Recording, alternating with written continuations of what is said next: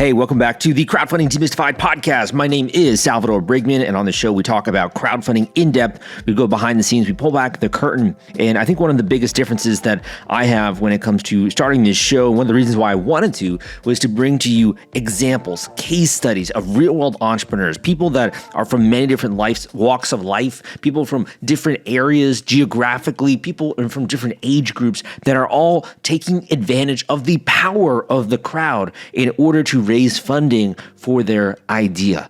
And there's no other word than it is incredible, just the amount of campaigns that I've been seeing launching recently successfully.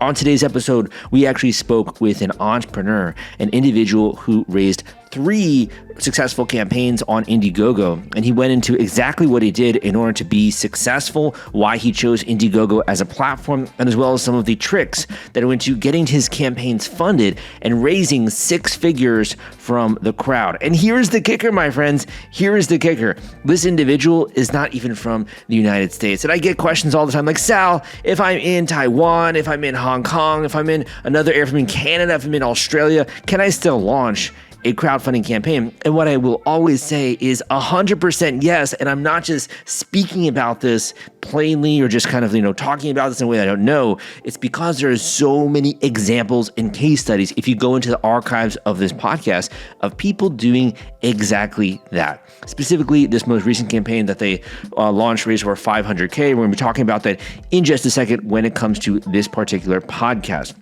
In addition, when it comes to this episode, I really want you to pay attention to values, sort of the habits and the traits, the mindsets that went into this entrepreneur's success.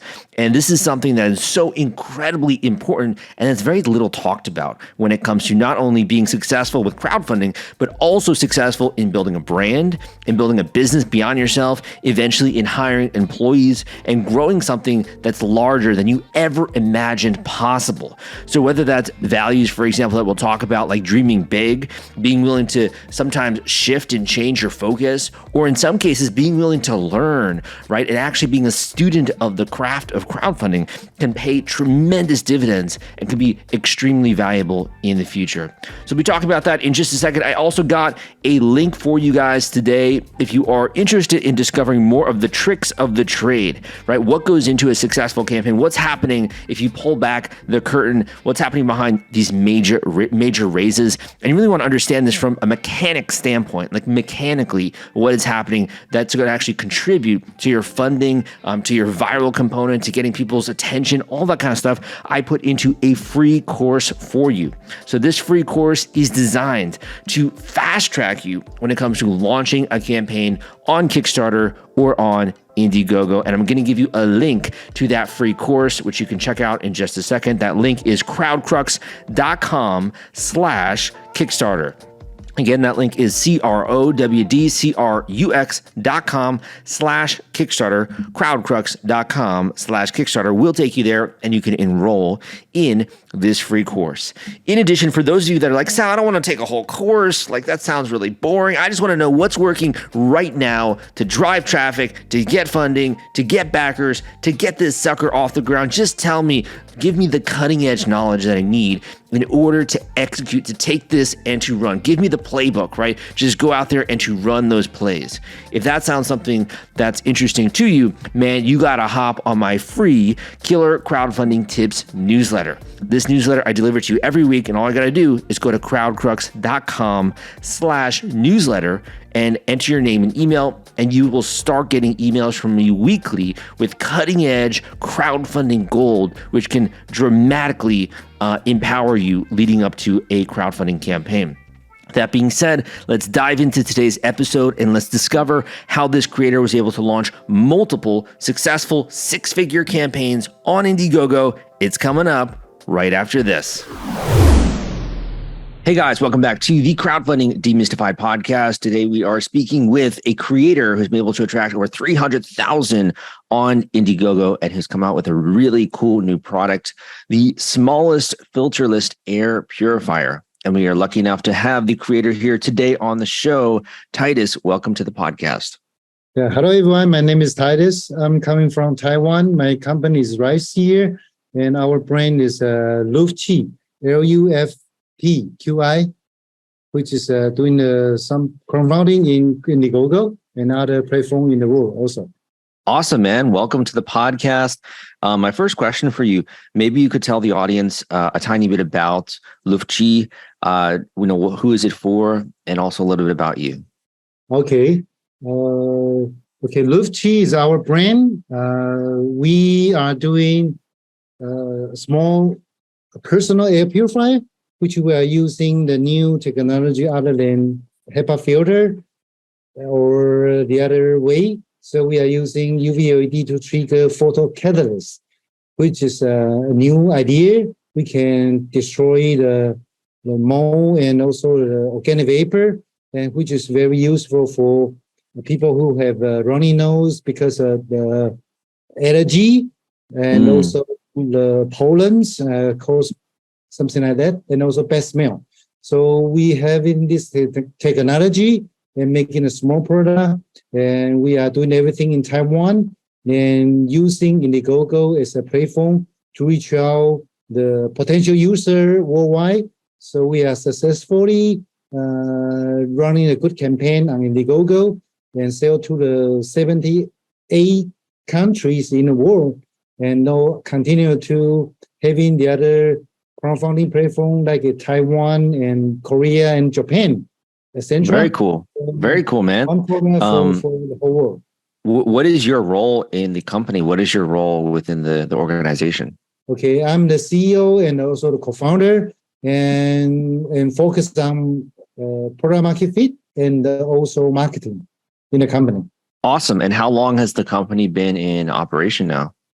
We set up in 2018, December. So your first campaign looks like it did over 300K on Indiegogo, and then you did another one as well for around 500K for the LUFT Cube, right? And then you did the LUFT Duo, which had over 400 or 450K on Indiegogo, right? Yeah. Awesome. Well, congratulations on all of your success. So, kind of just in understanding more of you, when it comes to launching these campaigns and these products, what were you doing before you really started to focus on this company? Okay. Actually, I'm coming from the semiconductor field. I'm in the sales head of a IPO company in Taiwan. At that time, I do nothing with the entrepreneurship and also the product, final product. I'm doing for the LED chips sales for my entire life. So doing the new company and also the final product and also digital marketing to sell through the worldwide is my first time. So everything is new to me, and I'm excited to do that. And I'm enjoying doing everything from down to earth on my own, and then gradually to build up bit by bit. So this is kind of interesting to me. What inspired you to take the leap in going from a really stable job, doing sales in the semiconductor industry, to starting your own thing? What made you take that leap? Okay, I think there are two forces got me there. Number one is doing the big function head in a stable company, which can get very boring during, for example, 8 years, the same job. Yeah, so this is kind of bored. So I'm getting bored. This is number one. You wanted an adventure. Yeah. So this is life anyway. So number two is accidentally, my wife got a serious depression. So at that time, I couldn't do a good job as usual. I cannot travel overseas frequently. Cannot meet the customer invitation and also a regular heavy meeting. Therefore, I see, okay, maybe it's kind of the end of the old life, and then I can start a new journey, so to say. Yeah. So you decided to embark on another adventure, right? When it comes to this, did you have the idea? Did your co-founder bring this to you? How did you first come up with the original idea? Okay, the original idea is very rough. Number one, we only have idea. We want to build up the end product, which we don't want to sell the components anymore. We want to build an end product to reach our customer directly. So this is number one. Number two is we want to make our own brand instead of OEM doing for somebody else under other brand. Number three, we want to make something which we can manufacture in Taiwan. Then we don't need to have a transplant in mainland China, for example, which we can have in our own a factory working for us, but in Taiwan. Then we can control everything on our own. So this is the original ideas, 3 ideas we have. Then we found maybe we can start using LED technology. Then together with something mature technology, we can put the new stuff in the old shoes. Then we can start a new idea for a product, and then a product market fit. So this is how we get in front. Got it. So you were really focused on the technology component, right? And then that kind of led to the idea for your initial product. Out of curiosity, why create your own brand? Because it does take so much work to build a brand, right? To do the manufacturing, to get everything done. Like, why build your own brand? Okay. It's come from our old experience. We are working a lot of LED lighting project. For example, we OEM for Osram, OEM for Philips Luminets, Philips Lighting Company, and also kind of automotive company. But actually, when we have a very, very high market share at a time. But exactly, I don't know which one using the lighting is using our own chips. So from my hands, I don't know. I just know under other people's labels, but I don't know. I think I only count maybe 4 or 5 out of 10 is my chips, but I don't know exactly. So this feeling. This is kind of strange and sucks. So then I don't want to do that. I want to decide my own product. I can sell to the location I want and the people I want. So I think that will make everything more meaningful after OEM. The original we manufacture from some other people. So you want more control. Yeah, we have more control, and we know where we want to go and where we like to go. Then we go there. I love that. Yeah. We both are explorers in your adventures, and you clearly want to have more control, right? And being able to have an impact with your technology and your product.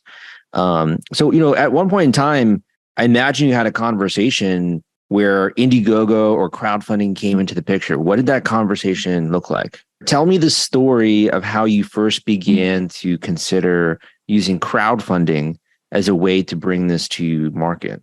Okay. It's very, this is because when we set up a company, when I left the IPO company, I take my own pocket, the money to invest.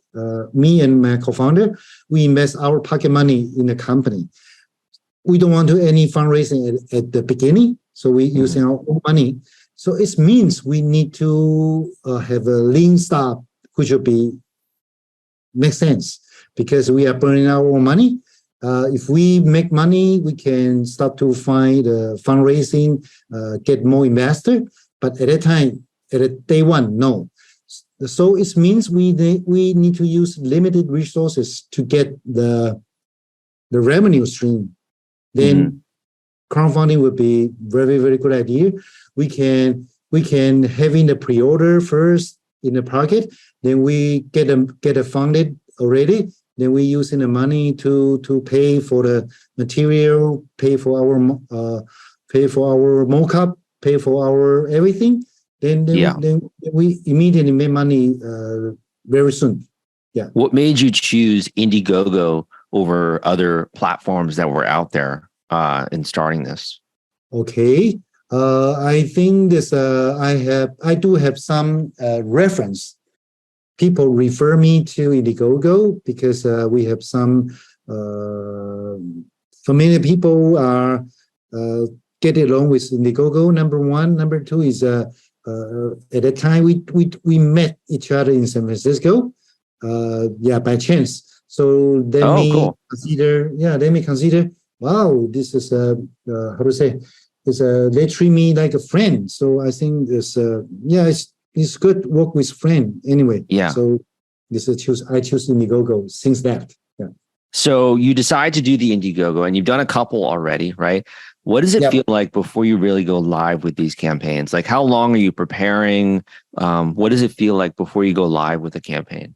Okay, there are some library in Indiegogo for sure. Everybody can look it up.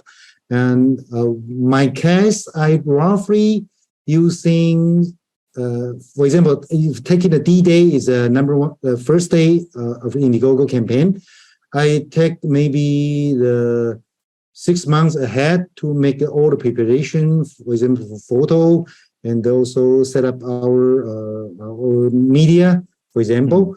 Then about 2 months before D-Day, then we starting to put the money on the advertisement. Then starting for the Indiegogo campaign go live. Yeah, so then normally we spend another 2 months from the whole campaign. Yeah. Okay, so basically preparing for 6 months and then 2 months like aggressively before you go live or thereabouts. Yeah. Okay. What does it feel like? Like, the night before you're going live, what's going through your mind? How are you feeling before you launch it? Okay. I'm the guy who taking adventure as my startup. So the night before, actually, I'm thinking who will be the first order coming from. Is it coming from my friends, or it coming from my old colleagues, or is it coming from someone I don't know? So it's kind of interesting to see. It's kind of a dream to review everything. Yeah, something like that. So it's pretty much exciting. Yeah. Looking at some of your campaigns, like the LUFT Cube, this campaign had over 2,800 people that backed it. Like, that's phenomenal. And, I imagine those people are all over the world, right? Do those come in like in their first week? Like, what is it like once you go live? How are these people coming in, finding you, et cetera? Okay, I think the first 2 or 3 weeks will be the major traffic, of course, because you put out a lot of advertisement beforehand, right? Mm-hmm. So it's the number one. Then secondly, we will also put a budget and then on the advertisement. Then secondly, we will also having our media and then ask people to refer for us. So we do a lot of this kind of persuading things. And then also the third one, we also find the media to make a public report for us to push up a little bit. So it's kind of that. Got it.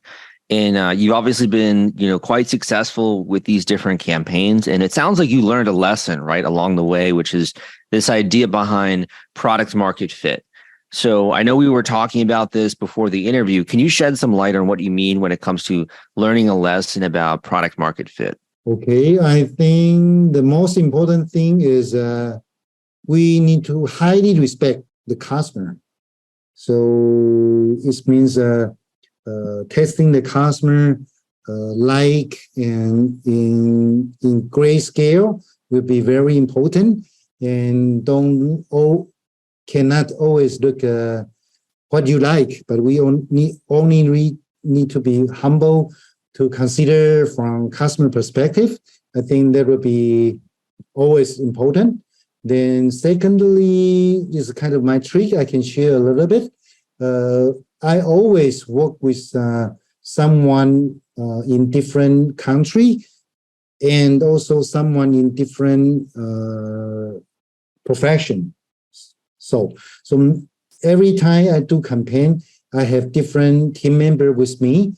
Then I think that will have the high excitement, because everybody are new to the project. So it's not a daily routine. It's not a routine. So everybody are excited, including me, because when you are working with someone, they also first time or they never work with you, then this will be very, very good team working, especially in crowdfunding campaign, because we need to be more exciting. Then people will feel our way. So they will feel the same. Then they can be family then. Yeah. If you're worried about the fulfillment and shipping part of your Kickstarter campaign when it comes to getting out all those perks and rewards to your backers, rest assured I've put together a complete Kickstarter fulfillment and shipping checklist for you, and it's free. This is sponsored by the folks at Fulfillrite, and they thought that you should have this checklist as part of your arsenal going into a crowdfunding campaign. If you want to get instant access to this checklist and it's free, you can go to fulfillrite.com/checklist. Again, that is fulfillrite.com/checklist, fulfillrite.com/checklist. Just go to that link and you can download it immediately. So working with people in different countries gives you a different perspective. You got to respect the customer. When you talk about product market fit, are there any ways that you evaluate if a product is a good fit for the market? Like, is there any kind of metrics or thoughts behind that? Yeah, right. Okay, normally we doing some small pilot project in Taiwan with different groups. Then we can most likely to see the behavior. So then we will try to make a questionnaire or some trial sample in maybe Southeast Asia country and also maybe North America. Then get our friend to send to the local people in different races, for example. Yeah. And then we will probably get some good result to prove whether this is only the perspective from Taiwan or is it kind of a universal product market fit. We probably got the right points. Yeah. Got it. Understood. Yeah, I think that's a very smart way to go about it. And, in reminding as well, like the world is big, right? The world's massive. And there's so many different types of markets as well. I know one other really valuable lesson that you learned is this idea of launching in like various countries and in different territories. Do you think you could speak a tiny bit to that? Yeah. We actually in Taiwan, we probably the first one. We're using the same product, and we go from Taiwan, Indiegogo in US, and then Japan and also Korea. So we can touring around the whole world for one product, 4 projects in a year. So this is kind of an interesting thing we ever did. I think this is so far. I also very exciting about it.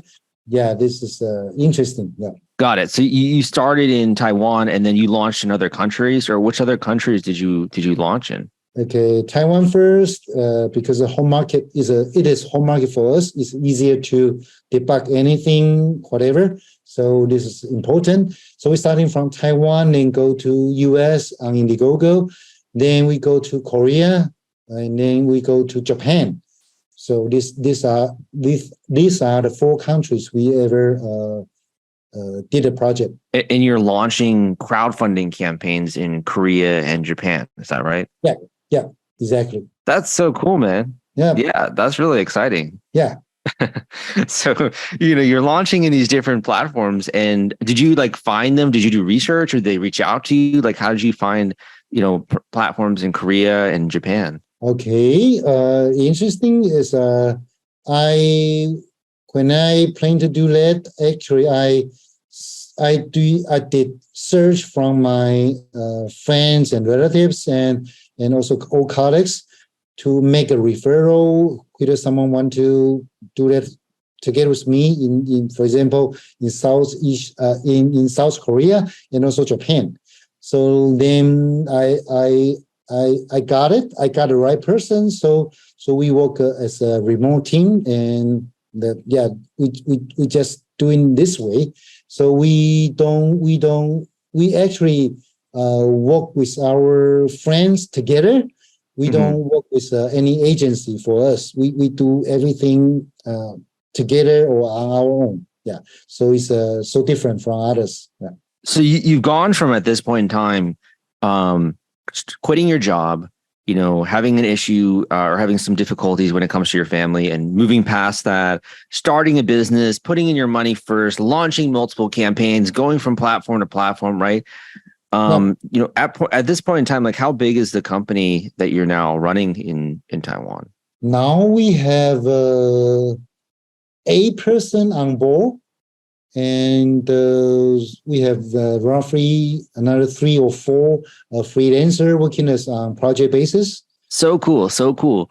Did you imagine, you were going to be able to do this for a living and be able to come out with new products like this? Yeah. Actually, we already have a new product, which is also cool air purifier, very cool design.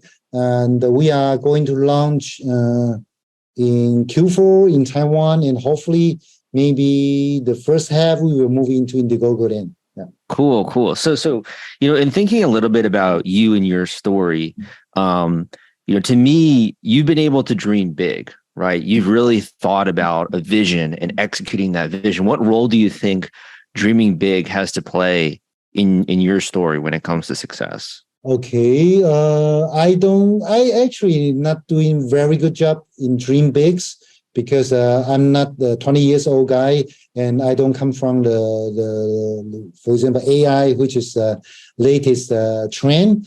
But I am shifting, or I am making a pivot for my company right here, right now, because or the old successful story cannot last every time, right? So we starting to doing the things which is new to us.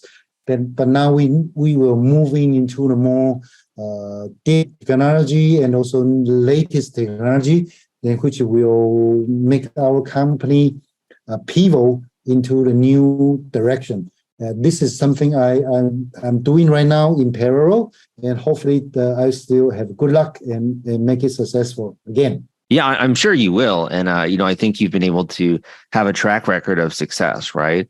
Do you feel like there are any habits or traits as a CEO or as a founder that have led to you being successful with these campaigns and with your business, whether that's discipline or hard work? What values do you feel like you would like to share with the community that you feel like are valuable for people to know? Okay, for me, I want to share is number one, I am the one who have no how to say I'm play everything equal, so I work harmony with people, so I'm easy to get a team, I think, which is very important, because someone may have they'll consider Ego. for their own this ego, for example. Then the other one, the secondly, I looking for the resources which is referral from my friends. I think this is more reliable, other than you pay money, then get along with someone you don't really know. So that made me so far so good. Then number three is I'm very humble and desperate to ask the physical basis, because when a CEO is very important is you need to ask the basic things, not only just you whatever you like. So you ask the fundamental question, and solve the fundamental question will always the key points. So for you, this mindset, I guess, of really being open-minded, working with people, not having an ego, being humble, and most importantly, investing in your network, right? And surrounding yourself with the right people. That's kind of what's paid off for you. Would you say that's right? Yeah. Thank you. Yeah. I think it's clearly true. Just, seeing the different successes and kind of, the trend there. What's been the most rewarding piece for you? I mean, launching a campaign, having thousands of people back it, going in these different countries. What's been the most rewarding part of the process for you?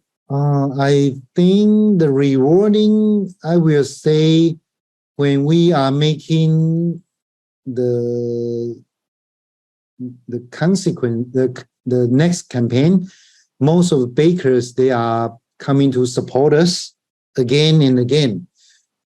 I think this is kind of rewarding, because they buy, and they also make a referral for us. I think this is this is interesting, because the world is so big, and we are using our own product and make friends in different world. Although we are not talking too much indirect, but their actions prove what they thought about us and about the product. I think this is interesting. Yeah. I think it shows as well the way in which you respect it, like you said, those customers, and you really pay attention to them. You deliver excellence. You have ownership over the IP and the products, how it's come together, right? So I'm sure they resonate with that and the quality behind it. Yeah, I hope so. Yeah. So one of my final questions here for you is, on the process. One of the things you also mentioned is this idea about fulfillments, which is kind of why people come back, right? They buy something, they want to get the actual products right in the mail. So what is the secret that you've learned about fulfillment to make it easy? Okay, I did try different fulfillment method. Actually, I tried from the UPS or DHL, for example. This is number one. The other is like a U.S. post office, okay, USPS. So I also try, and I even try Amazon. FBA, yeah. FBA, yes, I even try. So I am trying something new, and then how to say then depending on different circumstances, I try to make it smooth and also less painful. Then so far, I really having less problem on delivery. So I'm so lucky.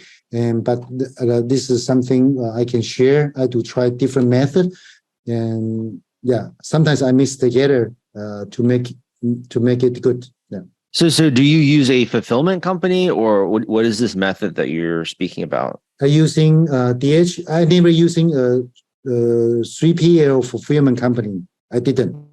I direct goes to UPS or DHL or like the US Post Office, and then also the Amazon FBA. Yeah. Okay.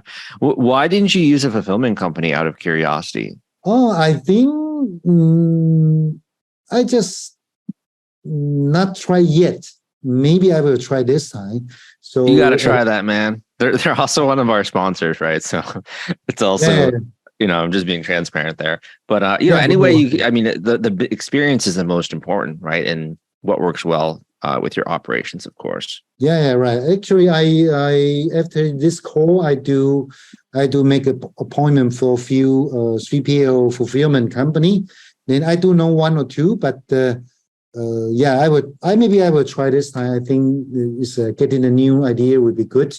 Anyway, yeah. Cool, man. So I just have one or two more questions for you here, and we'll wrap up the interview. But first of all, where can people go to learn more about your products, the new ones you're coming out with? Where can they go to learn more? I think so far we still keep our Indiegogo project in demand. So we can publish the news on Indiegogo.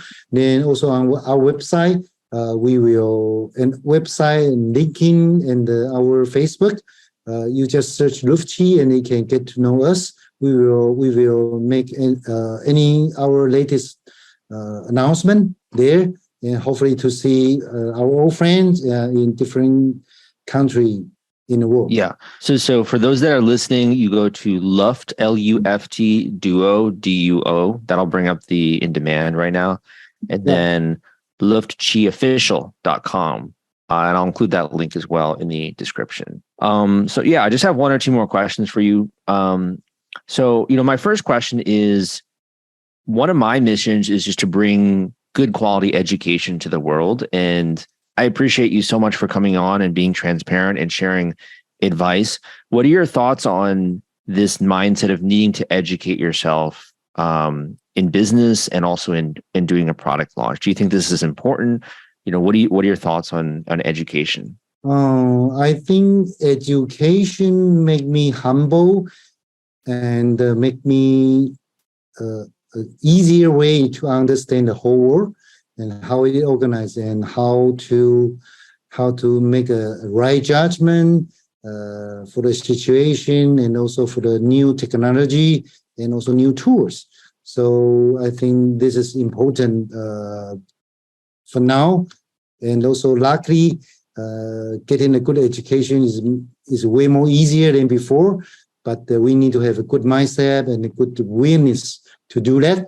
I think this is something, I want to share. The other thing that really stood out to me, just listening to your story, is that you're different from many other people who bring products into the world, and that you kind of have this ethical view of really making great quality, right? Have you always been that way, or why do you feel like that's a value that you hold and something that is really important to you with your products? Okay, I'm the Christian, so the God and the Jesus told us we need to be the man with the justice anyway. So I think the easier way to do everything is you do something good. Yeah. Good product and good people. Then honestly to treat people good. I think that is we can get payoff, and everybody also will be happy with that. So I want to sell a good product to a happy customer. I don't want to do anything in reverse. So that will make me also comfort and also calm. I think that this is something I just do in my daily principle. Love it.